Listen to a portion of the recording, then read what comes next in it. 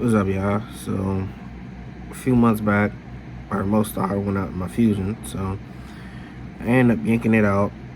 And a couple of days ago, I guess, by the weather changing, being hot, cold, being extremely hot.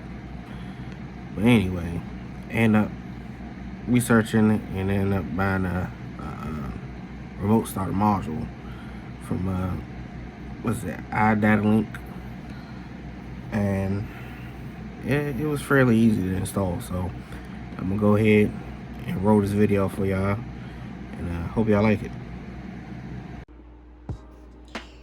Alright, y'all, so got the module today. Let's see what's in the box. Came with the kit, so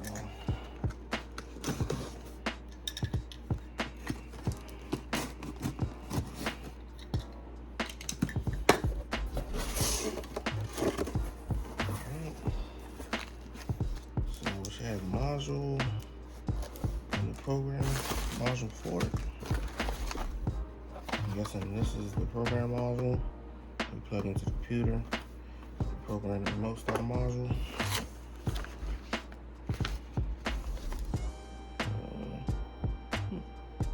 I have to check them out. So that's where we got the module from.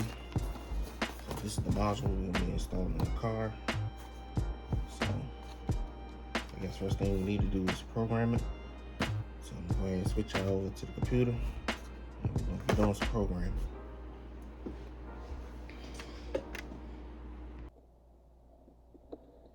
Alright, so we'll go ahead and flash this module real quick. Go to the screen. We're gonna hit the web link, no start.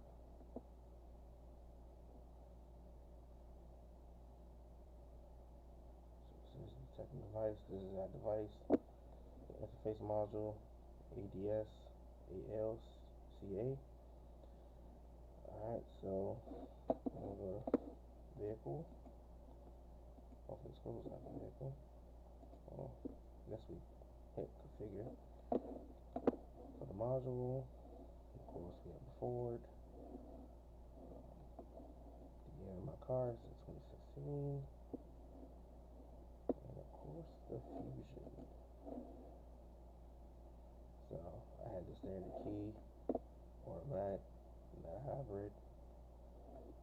So the thing we're gonna do for this one is a standalone remote starter.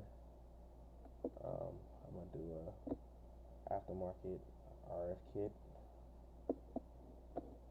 So like I said, I'm gonna use DEI, like the Viper remotes, Pythons, all that good jazz. I'm pretty sure if you have like a what I wanna call it, I don't see Compass Star. If you got Compass Star, you can use that, of course. But for my application, I'm using a DEI RF kit for later on.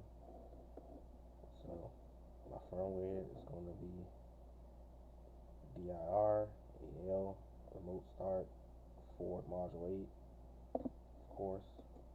So I'm going to hit that. And we're going to hit save and go flash.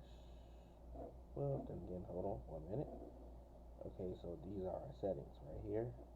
We're going to hit lock 3 times. Let's see the different settings. You can disable it if you want to. You can do lock, unlock, and lock again for the remote start sequence. But I think I'm just going to leave it standard for lock 3 times. Our runtime for the remote start got 3, 5, 10, 15, 25, 30, 35, and 15 again. So I don't know, I might do 25 for the winners.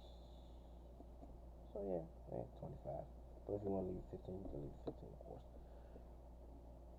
So I'm gonna go to save features. Use all the other features, door locks and stuff like that. We're gonna leave those on, of course. Like I said, we're doing the RF kit, so who knows? You don't want to knock something out that you don't want to knock out. This on unlock before. No, we can leave that as no. Relock at the start. Shouldn't have to, but we'll leave that. Relock after shutdown. Yes, we do. Never know. Force to unlock on first press. No, we leave that as is. See, takeover. Takeover is when you put your key in ignition and hit the brake and basically taking over the vehicle. We're gonna leave that as normal. Yeah, because we don't want to do vehicle shut off when you open the door. You don't want your vehicle shut off, of course. Let's see, factory keyless remote start sequence. Like I showed you in the first two options, lock, lock, lock. By runtime, of course, for me, I put it at 25. You can leave it 15 or however you want to set it. Diesel, we don't have diesel, so technically, I don't even know if it's in no. What's in there for it? So just leave it at 2 seconds. Heated seats. If you have heated seats, then of course, you can pick this option, but I don't have heated seats, so I'm gonna leave it as is. Let's see, free parking lights. Do you want them to flash or do you want them constantly stay on? For me, I know I like to leave my lights on automatic, so I'm gonna leave it as constantly on. That way, my LEDs won't be flashing as far as my regular low beam. So after that, we just hit save, and pretty much just go ahead and flash. So go ahead and flash, and should, let's see what else we got. Modify RD kit. No, we don't worry about it. So let's go ahead and flash it. Flash the device. There we go. It's loading up. Let's see. On my module, the light is blinking. So I'll send the data to it. So it should be done.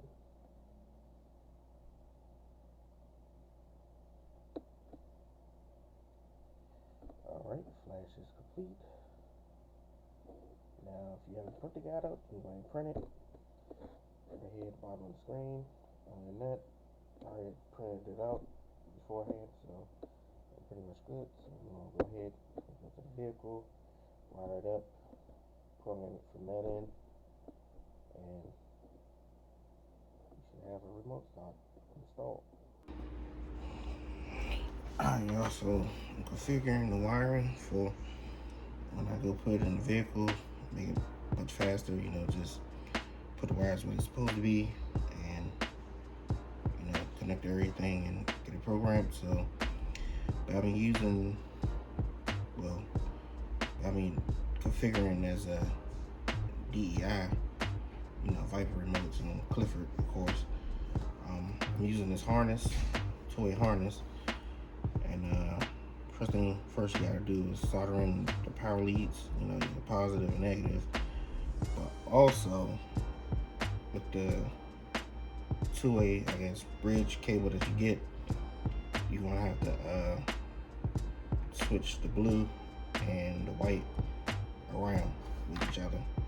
So, I guess that's how you gotta configure. You could go ahead and pay the extra $50 for the correct cable it goes for it, but hey, you got the cable right here, so why not? So go ahead and solder this up and wrap it up, and we should be going to the vehicle next. So I'm gonna go ahead and apply some solder.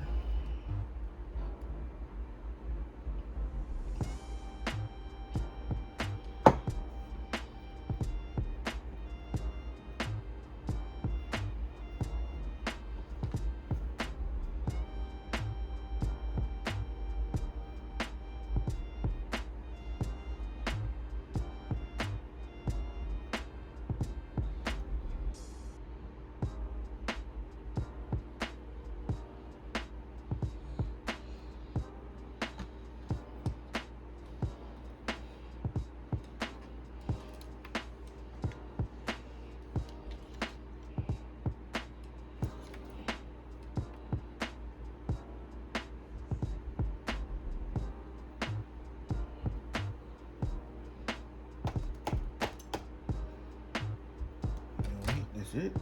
What we're gonna do is go ahead and electrical tape it and test wrap it, and that should be it.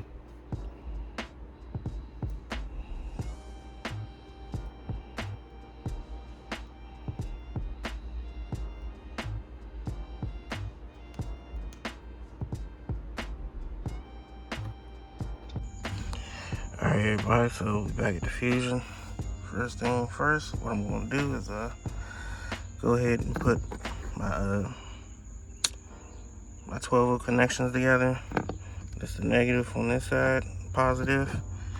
I guess for the 2016 they did a little different than what the manual says, so it looks like a white red coming from that side of the OBD2 gateway, and it's a black blue that's coming from there. So this is your negative and this is your positive.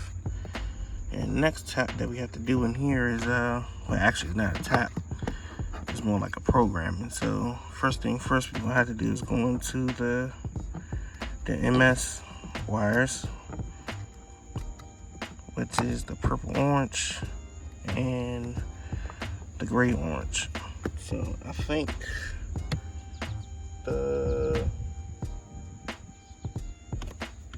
let's see, purple orange is the low can and the gray orange is the high can of the MS.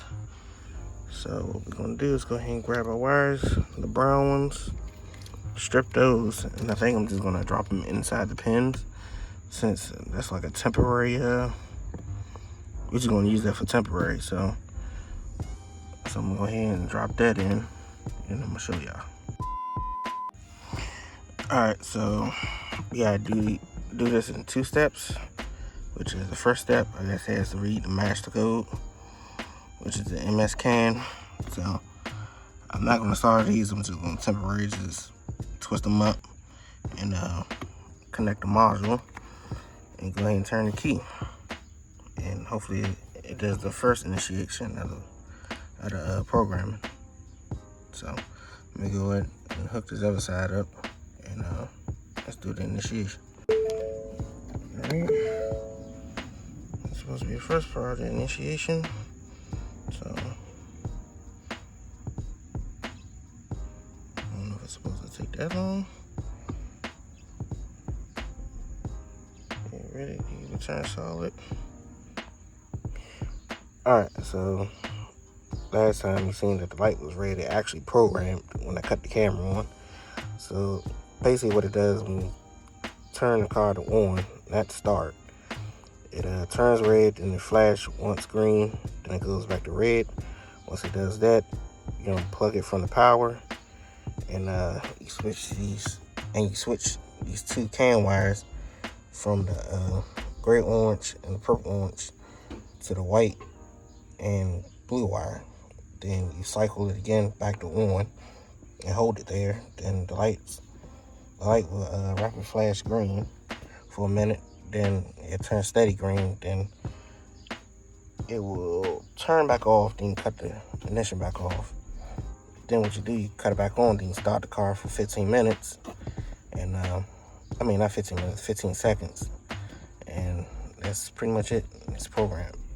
So I'm gonna go ahead and show y'all how it works. Alright, like I showed y'all on the computer, the sequence is hit lock 3 times. 1, 2, 3.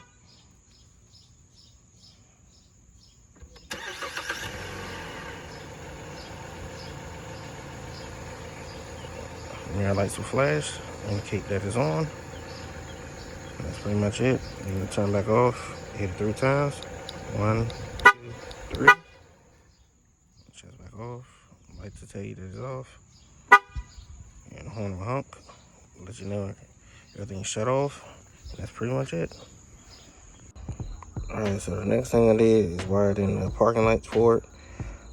What you gotta do is splice, I think it's like pin 11, but I mean 9, one of those ones. But if you look at the headlight switch from this way, I guess you just count 1, 2, 3, 4, 5.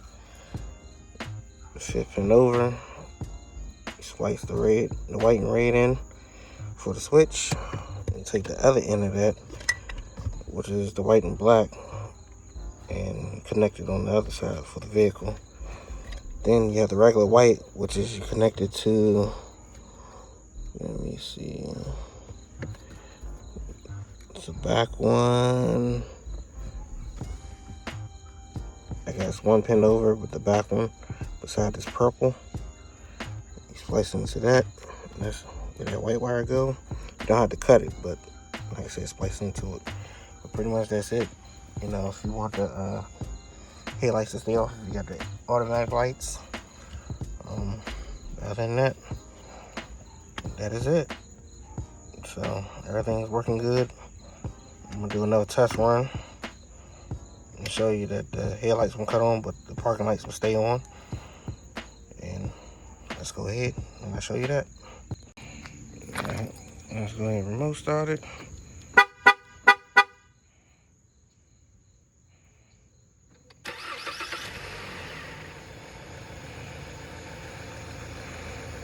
So it is. Alright, so the headlights are not on, but the parking lights are on. Let's go check it out on the inside.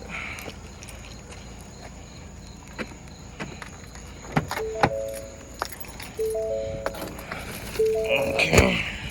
So we got a little warning message. It says to drive, turn on the ignition. So we put a key in the ignition. The lights are cut on. You're taking over. Alright, once the ignition is on, go ahead and drive. Alright, so that's it. I'm ending this video. Make sure y'all subscribe, hit that bell notification, give a thumbs up. Hope y'all enjoyed the video. Till next time, I'll see y'all. Peace.